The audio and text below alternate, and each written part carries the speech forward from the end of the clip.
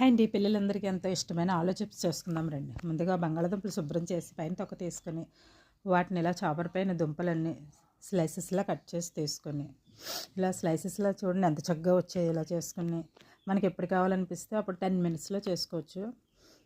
ఇప్పుడు కడాయిలోని ఆయిల్ వేసి oil heat అయిన తర్వాత కొద్ది కొద్దిగా మనం కట్ చేసుకున్న స్లైసెస్లన్నీ వేసుకొని బ్రౌన్ కలర్ వచ్చేంత వరకును వేయించుకొని మొత్తం అన్నీ వేయించుకొని తీసుకొని పక్కకు తీసుకున్న తర్వాత సరిపడినంత ఉప్పు కారం, ఇక్కడ నిమ్మప్పు కావాలంటే వేసుకోవచ్చు, లేకపోతే లేదా ఆప్షనల్. ఇది ఉప్పు కారం వేసుకొని తీసుకోండి, చాలా టేస్టీగా ఉంటుంది.